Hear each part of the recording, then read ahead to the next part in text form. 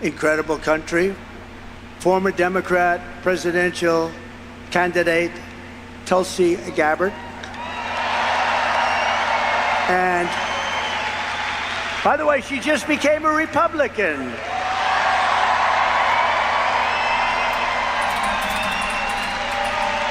And a great man, a brilliant person, and a true character, Tucker Carlson. This moment right here.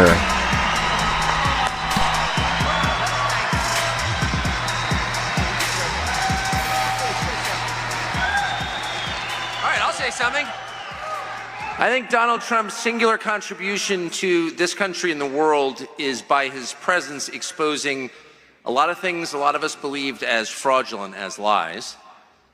It's changed my life watching it. But the single biggest lie that Donald Trump has exposed is that this is a functional democracy, when in fact, it's a country oppressed by a small group of its unhappiest citizens for their own benefit. And the promise of this campaign is that Donald Trump will return this country to its owners. And that's its population, that's its people, that's its citizens. And I pray fervently that that happens. I mean it. That's why I'm so honored to be here. Thank you.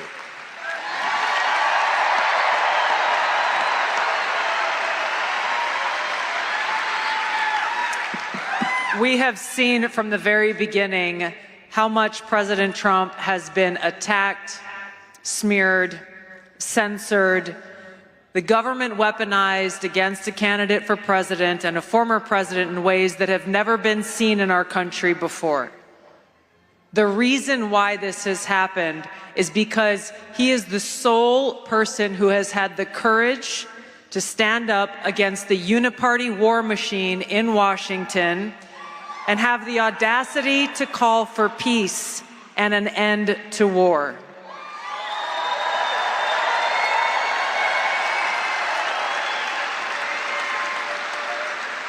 While he has challenged the swamp creatures in Washington, all of you have resoundingly nominated him for president 3 times in the last 3 presidential elections. We know whose side he stands on.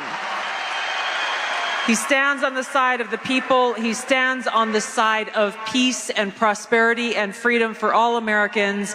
It's why I'm proud to stand with President Trump and why we, the people, must vote to send him back to the White House and make America great again.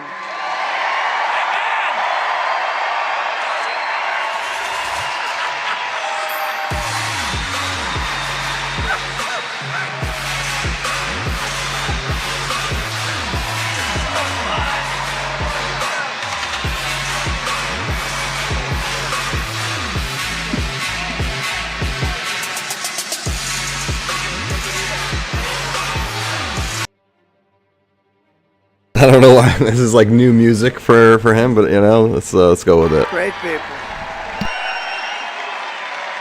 Thank you very much. That is a great group. That is some assemblage of talent, and very great honor to have them. Thank you very much. We're also pleased to be joined tonight by Lieutenant Governor Burt Jones. Burt, thank you. Wherever you may be, Burt, thank you. Great guy.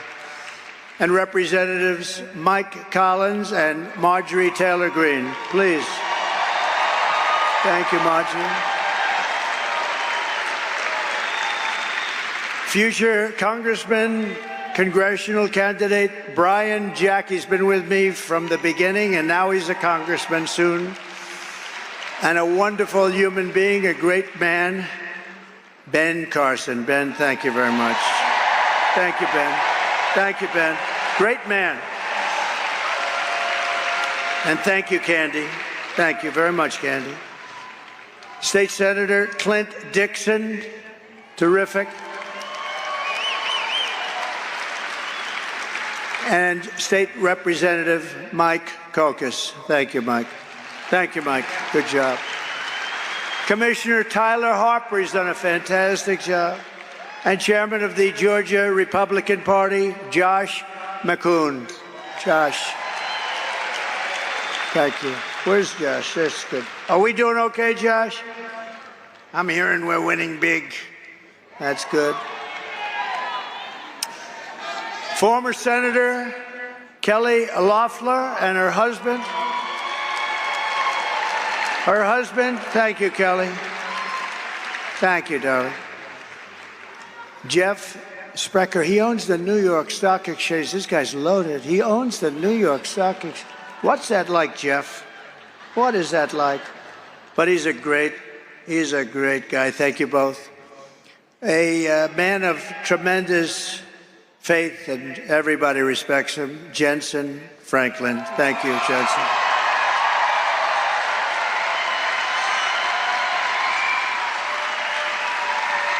And he's been with me from the beginning, day one, right, with Paula and a whole group of people.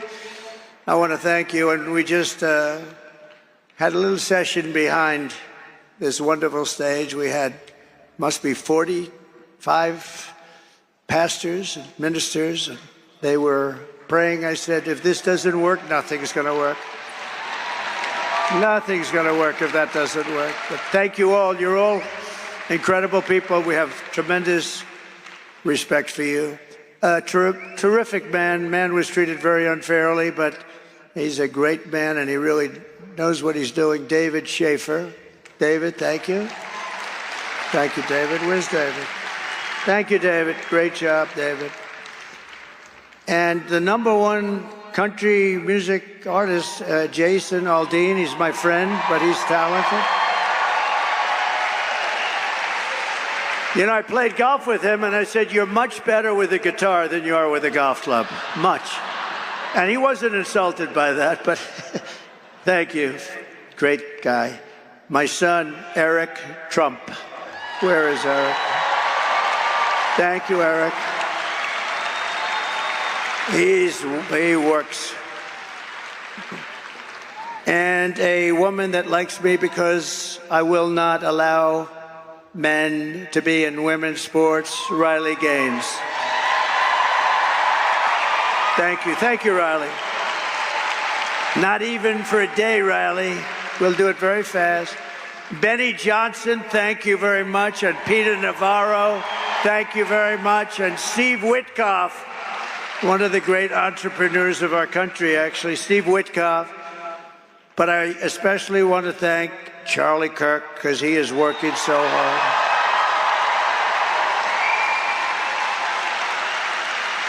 He has worked so hard. He's working on making sure everything is proper. That's what he wants to do. Turning Point Action, the job they do is amazing.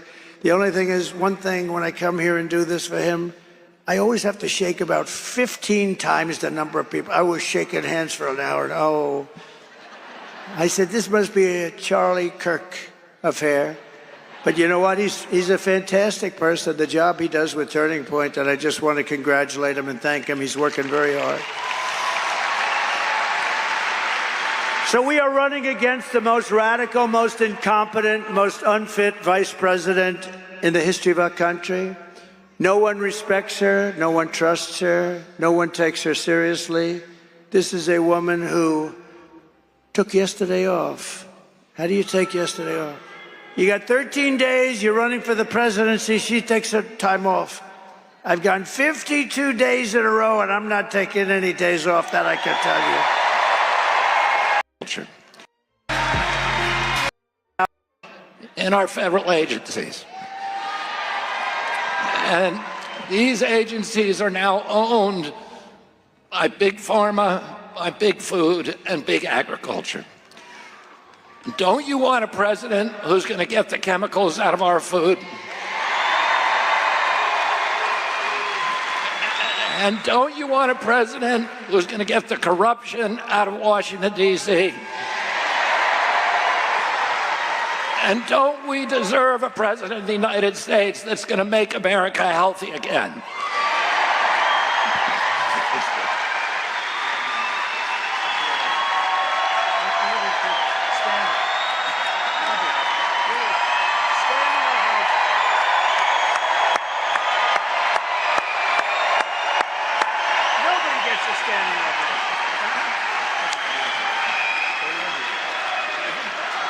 Thank you, Bobby.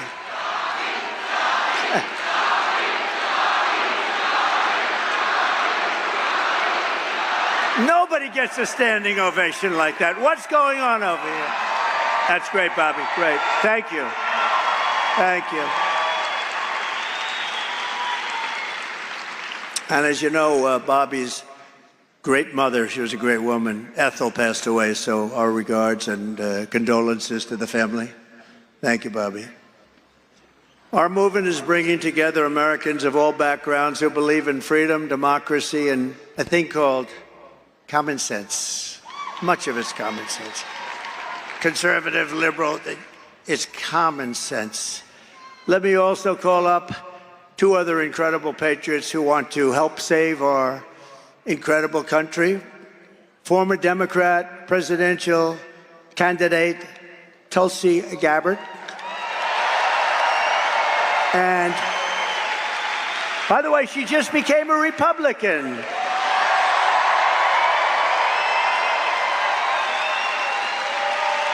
And a great man, a brilliant person, and a true character, Tucker Carlson. The music is real. It's like real. I don't know if it's copyright protected or not, so I'm just going to err on the side of caution here. Bear with me. I think Donald Trump's singular contribution to this country and the world is by his presence exposing a lot of things a lot of us believed as fraudulent, as lies. It's changed my life watching it. But the single biggest lie that Donald Trump has exposed is that this is a functional democracy, when in fact, it's a country oppressed by a small group of its unhappiest citizens for their own benefit. And the promise of this campaign is that Donald Trump will return this country to its owners. And that's its population, that's its people, that's its citizens. And I pray fervently that that happens. I mean it. That's why I'm so honored to be here. Thank you.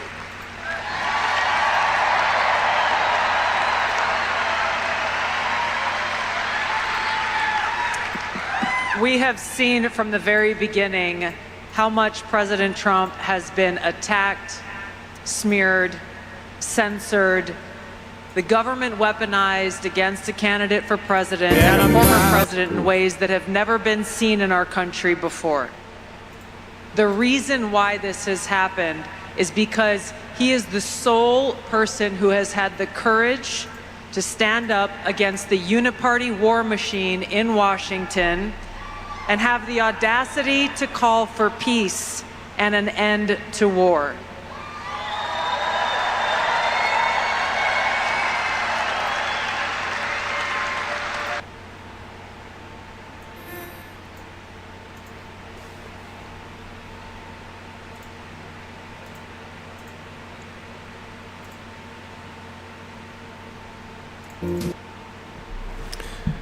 All right, you know, Proud to Be America's coming out. I requested permission. I haven't heard back to use God Bless the USA, Lee Greenwood. Still waiting on that one. Well, I'm sure it's coming. I'm sure it's coming, right? So enjoy Vivaldi for a few seconds here. This is live now, and we're no longer in Duluth. So let's do Trump in Austin, Texas. Yes. All right. We in. We out here. And we live. We could update the date while we're waiting for the song to finish up here. The president likes to wait for the song to finish as well. He likes to wave back and forth.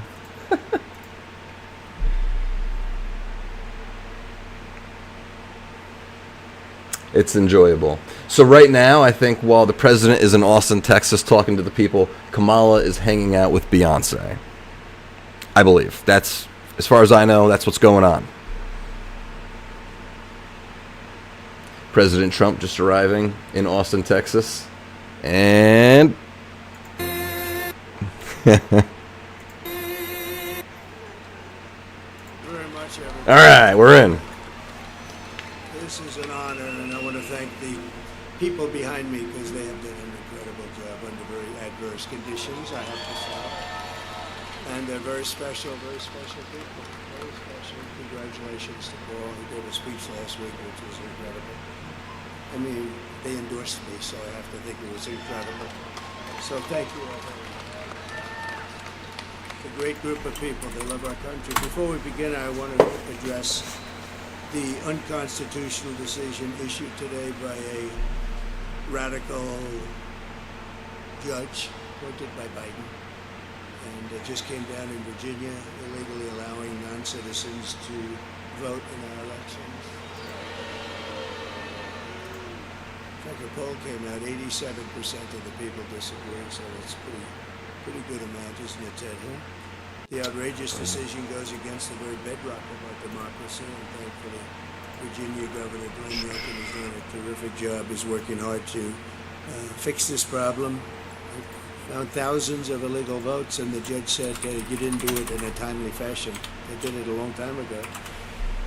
As legal scholar Andy McCarthy just said, and very correctly, how can non-citizens be allowed on the voter rolls if their voting is a federal crime?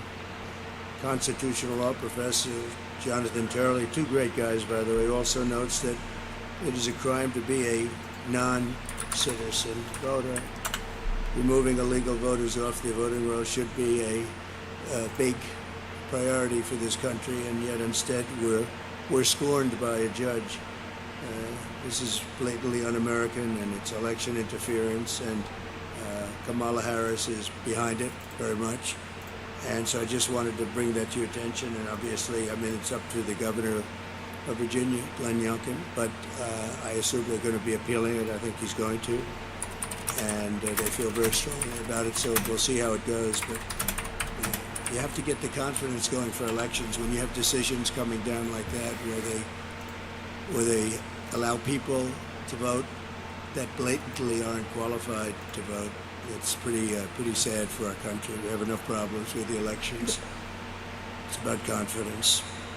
We're here today in the great state of Texas, which I like it. I like it. Which under Kamala Harris has been turned into ground zero for the largest border invasion in the history of the world. You're lucky you have your governor and people like Ted and Dan and all of the people, Sid. Even John, who's from a different state, but he feels the same way, or you would really have problems. But you've done an amazing job under the circumstances. But the federal government's supposed to be doing that job, and it should be easy, and it's not because of the people. But over the past 4 years, this state has become Kamala's staging ground to import her army of migrant gangs and illegal alien criminals into every state in America, and every state's a border state. You've heard that, it's true. Paving a trail of bloodshed, suffering, and death all across our land, and it's only getting worse. It's just incredible when you look at the numbers.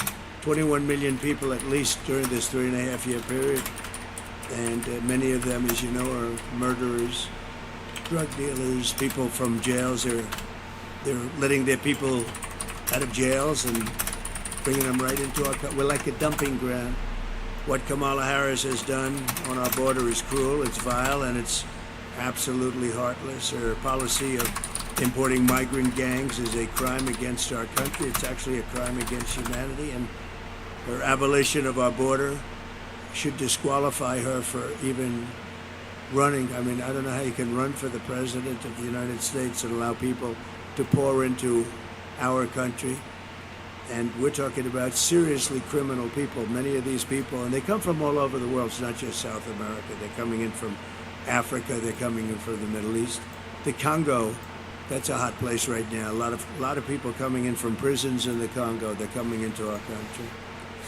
It's not even believable, actually, when you think. You know, you're standing up here, you're saying this stuff, John Barrasso, but you're saying this, and you say to yourself, you know, is it even believable? It's sort of like, actually in a smaller way, but still very important, men playing in women's sports. Who would want that? But, you know, 10 years ago, you would never say that, and then you have the transgender operations all over the place, and you're saying this, and you have parental guidance, and we want our child to be parentally guided, and you have to make apologies for the fact that they're not, but they're going to be, and we're going to bring that back. We want our parents. We want our parents. But you know, if you go back 10 years or 15 years ago, if you ever made a speech like that, they'd say, this guy's crazy. What is he talking about? Those things would never happen, and they didn't happen until a certain time ago with the radical left. No person who is responsible for so much bloodshed on our own soil can ever be allowed to become president of the United States. And I think she's coming here today. But she doesn't want to go to a swing state because she's losing so badly in those states. So she decided to come to Texas. And I'm sure she'll be treated very nicely. Today, she picked the wrong place. I think she picked the wrong place. What do I know about politics? I haven't done it that long, actually. But today, Kamala is here in Texas to rub shoulders with woke celebrities. Isn't that exciting? But she's not going to meet with any of the victims of migrant crime while she's here. We have many of them right here, the families. We have many of them. And they're incredible people, what they've gone through, the hell that they've gone through, and will continue to go through, unfortunately. She'll not speak to the grieving mothers from whom she has stolen the brightest light in their life. She was in charge of this border, and she doesn't like being called border czar anymore. She didn't mind it almost 4 years ago, but now she doesn't like it. But you don't need that term. She was in charge of the border. She never came here, and she never made one call to these people behind me or anybody in the group. Not one call. She's in charge. She deals with Border Patrol. She hasn't made, Paul, not one call in 4 years. So we're joined today by a Texas mom, Alexis Nungary from Houston, a great woman. This past June, thank you. Great one. Where is Alexis? Where is she? Come up here, Alexis. Come up here. So this past June, Alexis's 12-year-old daughter, her precious angel, as you say, Jocelyn. We all called her that. We feel we know Jocelyn. And she's had a big impact, Alexis. You know that, right? She's had a big impact. Walked to a nearby convenience store. Jocelyn was kidnapped, tied up, assaulted, and I'm not going any further than that. I'm standing with the mother. And horrible things happened to her, to that young, beautiful girl. And the animals arrested for Jocelyn's barbaric murder are 2 illegal aliens believed to be members of the savage Venezuelan prison gang known as Tren de Aragua. And they're all over the place now. They're all over our country. They were in Aurora, but Aurora's now the least of it. They've taken over buildings in Aurora. The government, a radical left Democrat, weak person, doesn't know quite what to do. He's always got a big mouth when he talks about other things, but he has no idea what to do. And they have weapons of military grade. You say, how did they get those weapons? These monsters were in Border Patrol custody, but under a program Kamala Harris created to abolish detention for fighting-aged men, whatever that means, and give them free and automatic entry into the United States. The killers were released into our country, and Alexis, we cannot begin to imagine your pain. And if you'd like to say a few words, would you like to? Would you? Thank you. Thank you, Doug.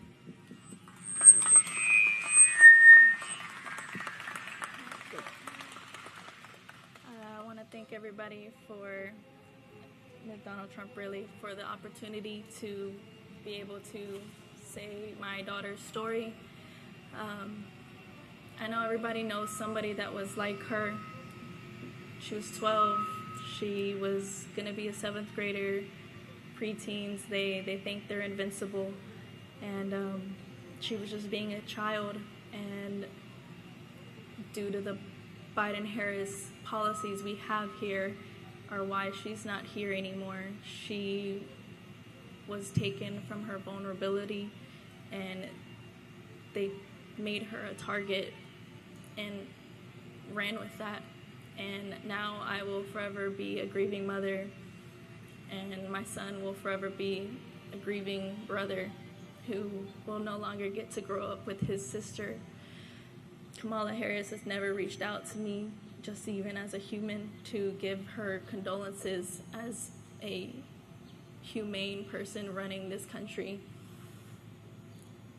I think it's very sad that she can't even just give me an open apology, sincere apology.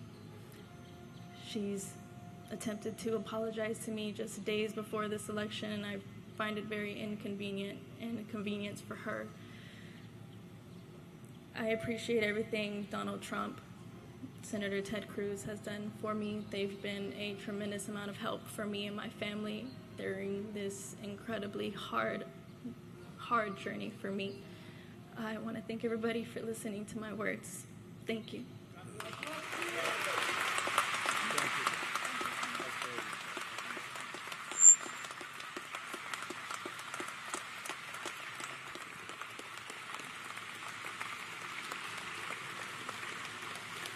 So I want to thank you, Alexis, and we will never forget Jocelyn. We're not going to. We've all seen her picture. It's blazed into our minds, and the violence and viciousness, and nobody calls, nobody talks. And we have many others like that. The 13 soldiers that were killed so horribly in Afghanistan, nobody called them. Nobody calls them. But certain people they call, but they don't call them. They weren't called. They weren't treated properly. They were treated very badly, actually. And many others, including some of the people in this room, nobody calls. I don't know. Just from a human standpoint, I call. It's like you can't do much because it's done. We could have done much if we were running things, Ted. We would have had strong borders. We would have had all the things. At least they would have had a real good chance of not having been caught up in this crime wave that's happening. It's a crime wave. The number of people coming in, we have no idea what the number is. I say 21 million. A lot of people think it's more than that. And then you start talking about the gotaways. I think the gotaways could be, Dan, double that. Who knows what it is? They're running into the country. We have no idea. That we call them from parts. I call them from parts unknown. As of 2 weeks ago, Tom Homan told me it was 181 countries were represented and people pouring in. So it's no longer just a small group of people from the 3 or 4 countries that we're accustomed to talking about. In an interview last week, Kamala Harris was asked directly if she would apologize to Alexis for letting in the savage killer that took Jocelyn's life, and Kamala Harris refused to take any responsibility whatsoever. She refused to own up to the fact that open borders and totally unchecked. It's not even open borders. Open borders are horrible, and how stupid are they? How stupid. We're the only country in the world that has this. But they don't even check them. They don't vet them. They don't know who they are. They don't know where they're going. They just come in, and then they fly them over, you know? When the border got a little bit tougher because people were getting angry and just, we had citizens standing at the border wanting to do, and then they get in trouble because they want to do the job the federal government's supposed to be doing. But she refused to own up to it. And last night she said she wants to make strong borders. I mean, what she did last night and the night before, the town hall with Cooper was just unbelievable. Allison Cooper got so angry. But think of it, never an apology, never a phone call to anybody. So thank you very much, Alexis. We're going to get this thing straightened out. We're going to get it straightened out. We got to get it straightened out. Just from the standpoint of our heart, no calls, no nothing. Worst of all, Kamala refuses to stop importing these killers into our country every day. She brings in more. She's got no remorse at all for the innocent blood that's on her hands, and the blood is on her hands, and Biden too, but Biden doesn't know where the hell he is, so what difference? I just saw him. He's making a speech somewhere, and he screwed it up pretty badly. But he's got his glasses, the whole deal, you know, standing outside, wind blowing. He doesn't look great for us. He doesn't look, that's not what we want. That's not what we want. President Xi used to look at him and still does, I guess, right? But He used to he just said, oh, this makes me so happy, he says. And Putin and the whole group, Kim Jong-un, they're tough guys out there. They're tough and they're smart and they're streetwise and they're at the top of their game. And we don't have that. That's very nice. Thank you. What a good line that is. That she said, that's why we have you. Thank you very much. Wow. Do you know that woman? You know that one. That's very good. Thank you. It's very nice. Thank you very much. 2 days ago, she said she could not think of any mistakes that she's made. She was asked a question. Can you think of anything that you would do different? Can you think of any mistakes that you've made? Now, actually, she couldn't think of it. It's about as good. She could say, I would have strengthened the border, I would have lowered taxes, there are about 500 answers she could give, and you're out of that question, right? She couldn't think of a thing. You know, the worst of all, though, really is 325,000 young children are possibly dead, but many of them are dead, but they're sex slaves, or at a minimum, they're missing. They'll never see their parents again, most likely. We'll do everything we can when we come back. I don't know. It's very far down the line. We're going to do everything we can to get them. But think of what that number represents, Dan. 325,000. And the fake news media doesn't even talk about it. If that were a Republican instead, it would be the biggest scandal in history. It would be the equivalent of nothing else. And they don't even talk about it. They cannot talk about 325,000 for you people are missing. Think of that, are missing, and probably will never be seen again, most of them. But we're going to do the best we can. It's a tough assignment. But most of them, they're probably dead. Under Border Czar Harris, there are 13,099 illegal aliens convicted of murder that were released from jails and prisons and penitentiaries, and they were set loose into the United States of America. We're like a garbage can. We're like a garbage can. First time I said it was last night. Gave a speech in Las Vegas. 29,000 people. It was an arena. We set the arena record. That was a big deal arena, too. We set the record, but it was an amazing crowd. The first time I ever said it, I don't know, it just came out, garbage can. We're like a garbage can for the rest of the world to dump the people that they don't want. Do you know what they say from that? Their mental institutions are being emptied out. Their jails and prisons are being emptied out. And their gangs and their drug dealers and everybody's being taken off the streets. And Venezuelan crime is down 72%. Can you believe it? Well, that's because they don't, the criminals are being put here. If we don't win this election, we're going to go to Venezuela next year, Ted, and we're going to celebrate there because it's going to be much safer than our country, okay? Is that a deal? We'll all go together. No, it's just so bad. Well, I have to tell you, I'm not supposed to say it, but we are winning by a lot, actually.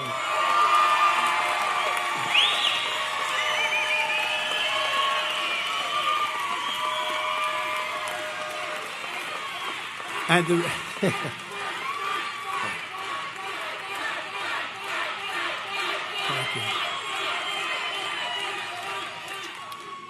the reason is we want them to keep voting because we have to go, these used to take one day. Now they go on forever. And bad things happen. Lots of bad things happen. Where are those votes that I saw 2 days ago? Well, we're painting that section and we decided to move them, sir. Oh, you can't believe it. So they said, don't say it. So I didn't say it. Don't tell anyone I said that. But we're doing well. We're doing well in all 7 states. Every one of those swing states we're doing well. And we're doing really well here. But we expect that. We expect. But in another atrocity, Kamala released and unvetted MS-13 gang members from El Salvador into the United States. He's a real beauty. He's MS-13. That's another gang. They use knives. They like knives because it's more painful. They cut people up. They killed 2 young students walking to school, 2 beautiful young women, young girls. And they were walking to school, and they got them walking to school, and they knifed them up and cut them up. Didn't want to use guns because that's not painful. And you know who got rid of them? ICE, their friends from from ICE. They work so well together. And Kamala wants ICE is, you know what ICE is? Tough people that love our country. They have to be tough. Because I know a lot of tough people right up here. You don't want to do what they do. They got to be tough. And they've done a great job, but they did a very good job here. But the animal that went on to attack and tie up a 20-year-old autistic woman in Maryland before, raping her and then strangled her to death very violently in front of numerous people, and actually put it on tape. Put it on tape. These are the people we're bringing into our country. In New York this past summer, an illegal alien released into our custody and came into our country by Kamala. You know, I never use the word Harris because nobody knows who I'm talking about. When I say Harris, they say, who the hell is Harris? It's true. If I said VP Harris, nobody knows who it is. Can you believe she's a VP? A VP. How about the guy she's got? That's worse. I'm not sure. It might be worse than her. Well, she lived by the old adage, always get yourself a bad VP. And she's got one. We were very happy when we heard that choice, but we didn't know he was as bad as he did. He's a disaster.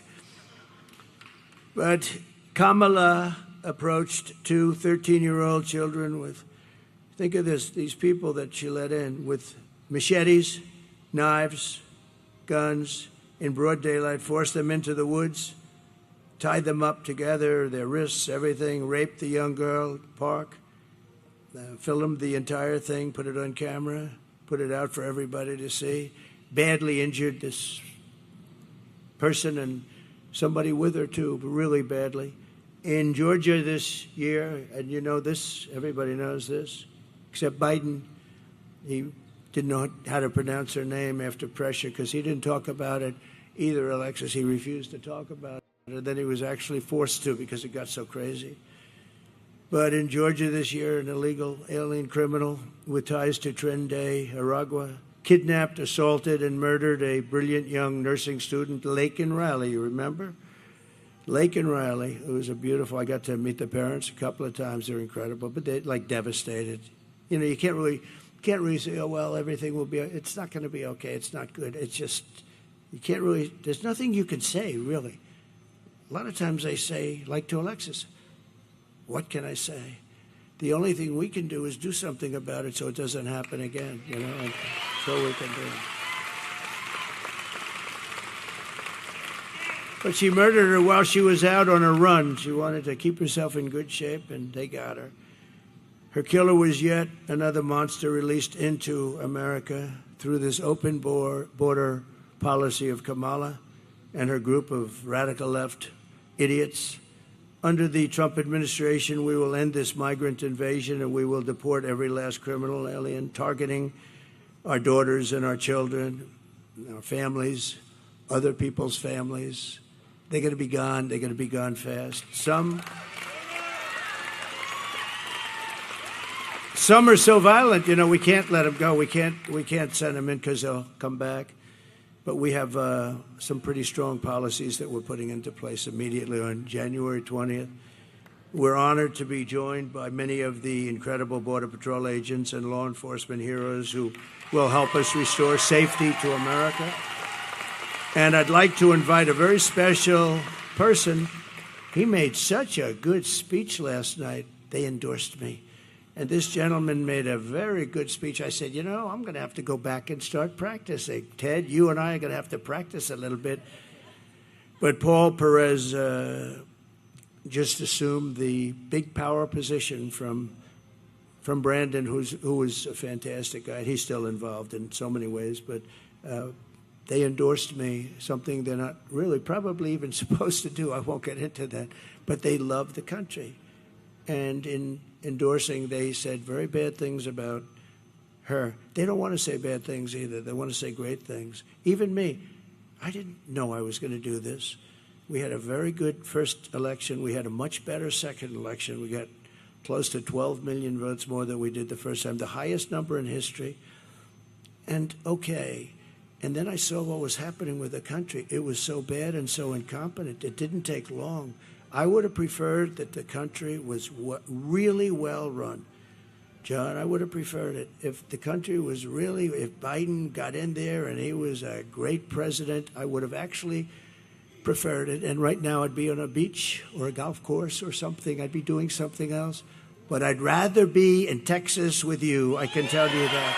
I'd rather be in Texas with you because we're going to make our country great again, and we're going to do it. And if I could ask Paul just to come up and say a few words, and I appreciate very much the endorsement, Paul. Thank you very much. Please. Thank you, President. Thank you, President. I really respect the fact that you came out to Texas to highlight migrant crime, illegal alien crime. We've got some good people here in the front row that have been supporting the governor's efforts to do the federal government's job.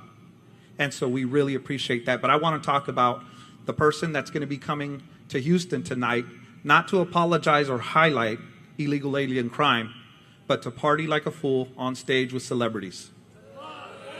Instead of apologizing to the families, this is somebody who likes to brag about being a former federal prosecutor who prosecuted transnational gangs and cartel members. So she knew better, President Trump. She knew better than most exactly the threat that these people, these animals, create, the threat that they bring to our communities that will harm our families. And these scumbags listed here on these pictures here are part of the Kamala crime wave. And because of that, the Kamala crime wave has devastated cities. President Trump strikes fear in the enemies of America. That is the type of leadership that we need in this country. Just recently, the criminal cartels have greenlit firing on Border Patrol agents. They would have never done that under President Trump because they know he would send the message that if you touch a single hair on a Border Patrol agent, I will eradicate you. That's the strength and leadership we need from President Trump. Not the clowns that are running for president on the Democratic ticket. My daughter can handle a shotgun better than Tim Walz. And he served in the military, as he claims. The Secretary of Homeland Security, also a former federal prosecutor. They know better. They should have stopped this invasion. They did nothing. They not only facilitated, but they encouraged it. This border needs to be fixed, and the only person that can fix this border is Donald J. Trump.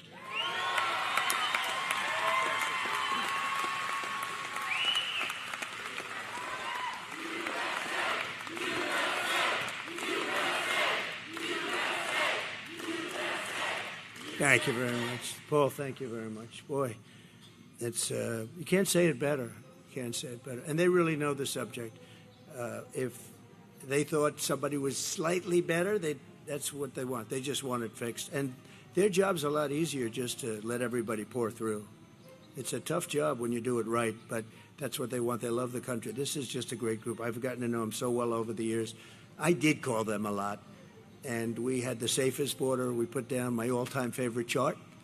Without that chart, I wouldn't be standing here, Dan. But that chart basically showed we had the lowest, and it was done by Border Patrol. We had the lowest number of illegal migrants. We had the lowest number of drugs in many years, and all of the different categories were number one. The day I left, and I said, we're going to have to come back. We're going to have to do it, and we'll do it even better because we really have experience now that we didn't have then.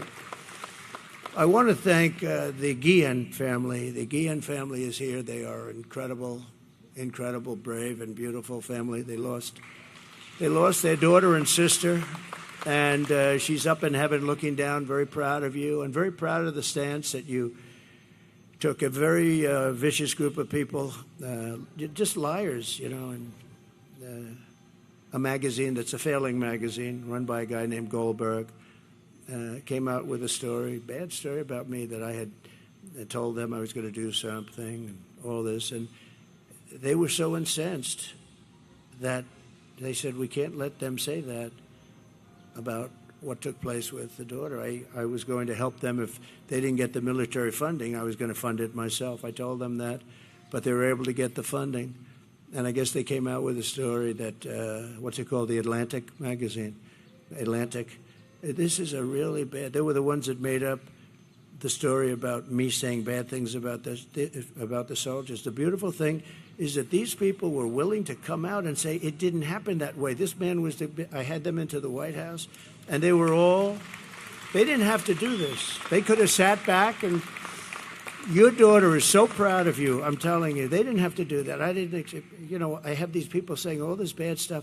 Then all of a sudden, the family that they're talking about comes out of nowhere and says, President Trump was perfect. What he did was so great. He got us the money.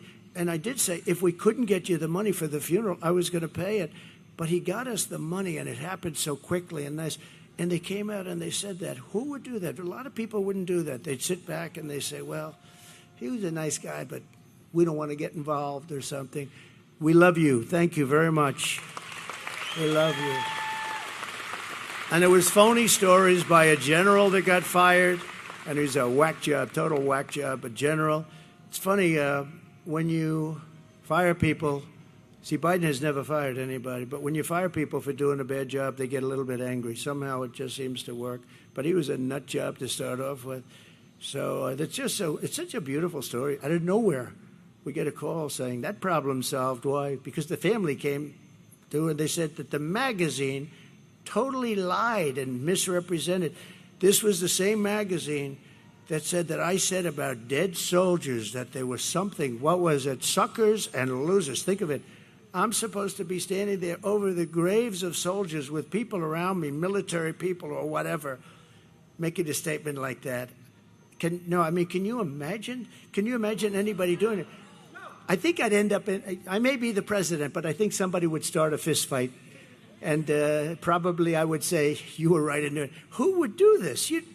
They make up stories. It's not even like they have sources. They don't have sources. They're storytellers. They say, what would be bad? I have a bad one.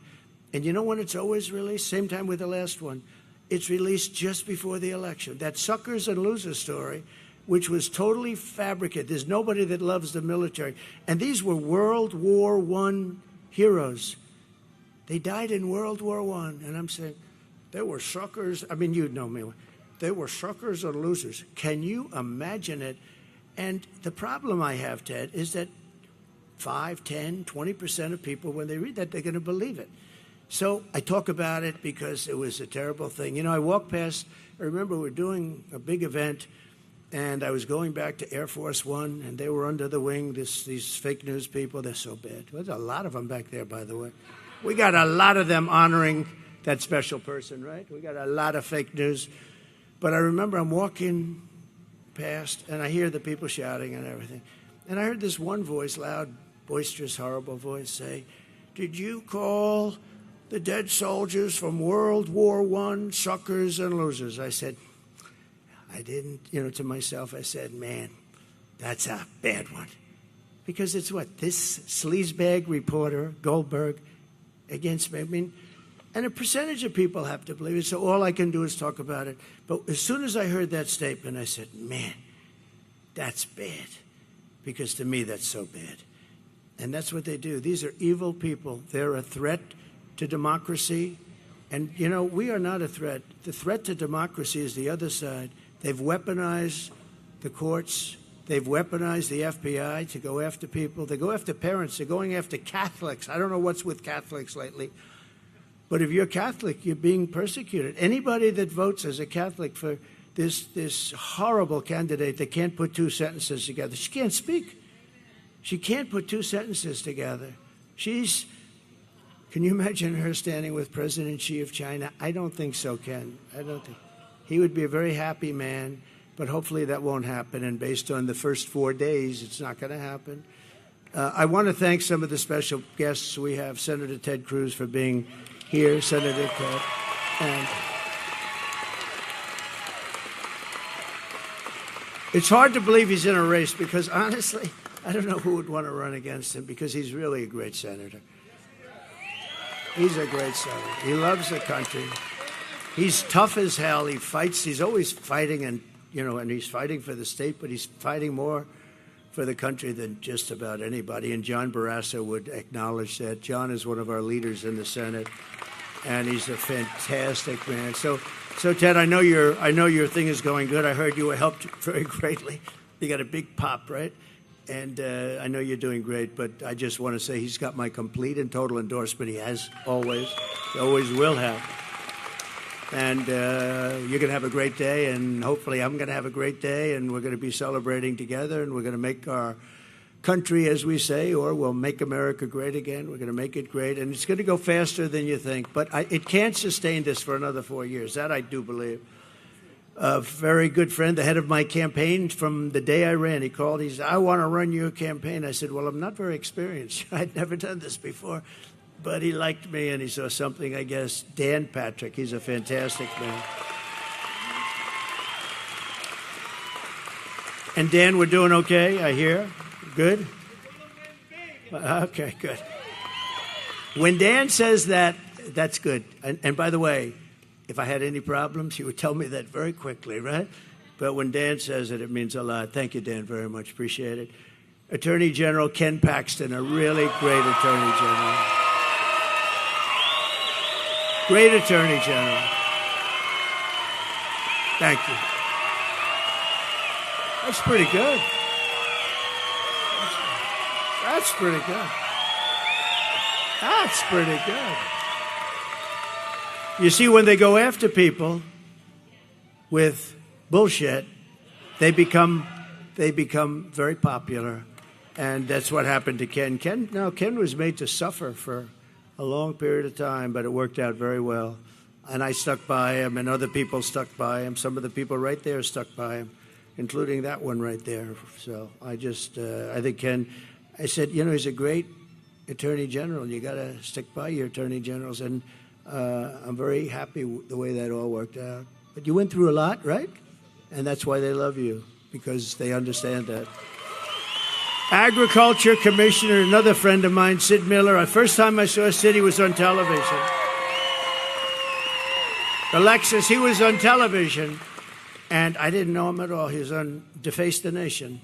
Ladies and gentlemen, Sid Miller on Deface the Nation. That's the name I call it. They don't like it. They spend millions on PR, and then I get on and say, Deface the Nation. But they do deface the nation, and the others are just as bad. But he was on there, and they said, well, Trump is going to be in a tight race. This is when I first ran in Texas, and we had an event, and we had a line that went 10 miles long to get into a stadium, and they couldn't even get in. And he looks at the anchor. He said, listen, I'm from Texas. He said, that beautiful hat on. I love that hat. I'd love to wear it, but it wouldn't work for me, I don't think, Ken would. Ken would say, it's no good for you. Take it off, please.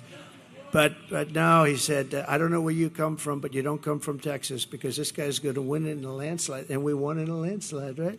So thank you. Thank you. Sid's a great guy. Thank you, Sid. Appreciate it. Land Commissioner Dawn. Oh, I like that. I'd love to be Land Commissioner. I love real estate. Land Commissioner Dawn Buckingham. Thank you, Dawn. Great. Doing a good job. I hear that from everybody. And Chairman of the Texas Republican Party, Abraham George. Thank you. Thank you very much. Thank you. Good job. So just in closing, thank you, Abraham. Great job. Immediately upon taking the oath of office, I will launch the largest deportation program in American history. We will put, and I don't like saying that, the record is Dwight Eisenhower, who was essentially a moderate, good president. General Eisenhower, good president, good general, probably a very good general, right? Better than he gets credit. He never got credit for a lot of things. He built the interstate system, actually. He should get a lot of credit. But he was a very good president. But he was a moderate guy. But he has the record for deportation because he could not stand people pouring into the country. And I think we'll break that record. Not that I want to break it, but we have no choice. We have to get all of these criminals, these murderers and drug dealers and everything. We're getting them out. And we'll put these vicious and bloodthirsty criminals in jail or kick them the hell out of our country, and we'll get them out. Ideally, we want to get them out because we don't want to have to pay for their room and board for the next 50 years, right? To expedite removals of the Trinidad Aragua group and the MS-13 other savage gangs, I'll invoke the Alien Enemies Act of 1798. Did you know that? I had to go back that far. We couldn't find anything because modern day politicians, even sort of old time, nobody had the courage of these original people. So we had to go back to 1798, and it gives you the power to target and dismantle every migrant criminal network operating on American soil, and you can get them out, and there's no problem. And at least you can't say that it hasn't been around for a while. That's something, right? And if they come back into our country, it's an automatic 10 years in jail with no possibility for parole. So, you know, because a lot of people, what happened, and it happened with Eisenhower, you'd take them out, they'd come back in, they kept coming in. So he kept bringing them further away. At some point, they didn't come back. But I'm going to do it differently. It's a 10-year system of you're in prison for 10 years with no parole. And I'm hereby calling for the death penalty for any migrant that kills an American citizen or a law enforcement officer.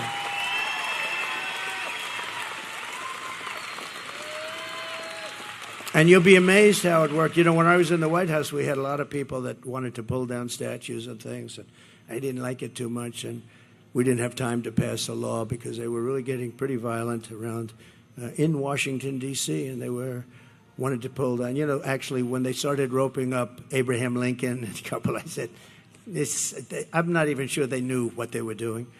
But we found a law that was in the early 1900s, very tough law, that if you so much as touch in violation of anybody's word, if you so much as touch a monument or a statue, you get 10 years in jail.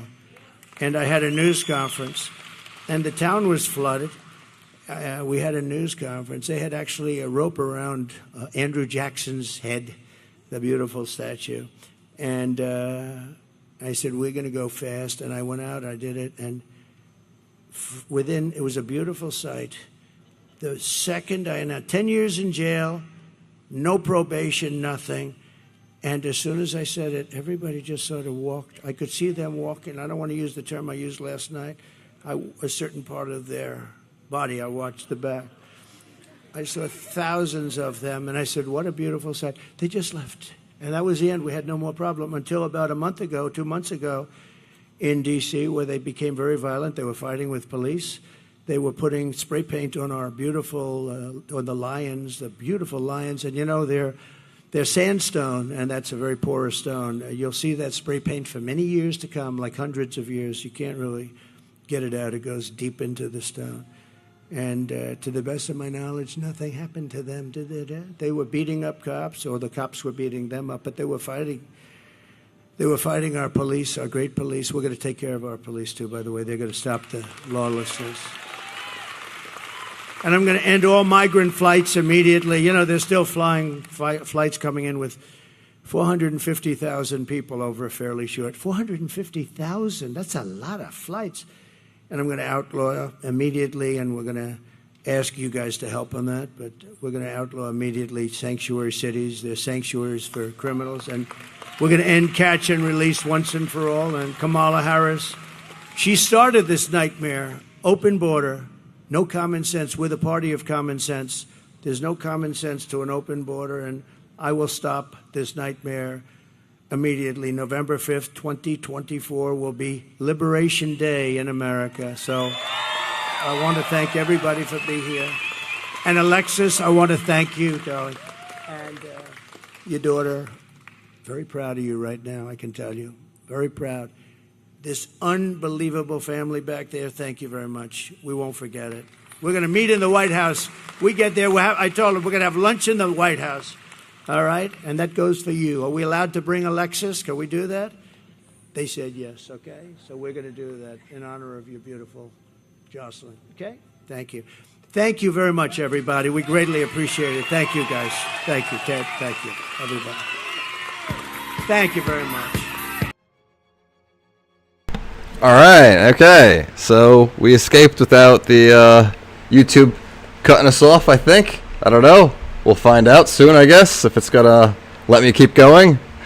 Hopefully it doesn't block the stream. But that was it. That was really good. I enjoyed it completely.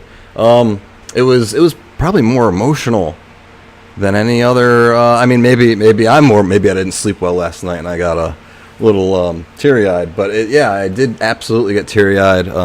Alexis and her daughter Jocelyn. That story is heartbreaking. So, with that said, I hope everybody has a great weekend. I like to say, fight brain rot and subscribe. It's the best way you can support this channel. We just got through 2 floods. The hurricane flooded the studio. We have been severely impacted. Was not able to basically like work for a month, and don't need anything other than if you subscribe and watch a few videos. That's the best way you can support this channel. I really appreciate it. Thank you everybody. Thank you Outlaw for helping out, and thank you. Who else was in? Outlaw doing all the heavy lifting. Thank you everybody so much. Yes, less than 2 weeks. Thank you Figureverse for subscribing. Appreciate ya. Thanks. Woohoo, as they say, right? So, all right. Thank you. I'm going to come back probably. I'll be back if something interesting comes up, because I've been offline essentially for like 4 or 5 weeks. The internet's been knocked out. The first Hurricane Helene, I forget when that was. Thank you, Miss Jones. So yeah, I'm just I streamed like 3 or 4 different things today. We did the Canadian Parliament, the UK Parliament, Trump rally.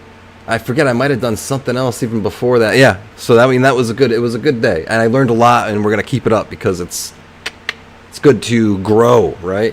It's good to grow and learn. I've always said foreign policy is not my thing, but maybe we can turn that around. Maybe we can all learn something together. All right, everybody have a great weekend. Hopefully, I'll see you soon.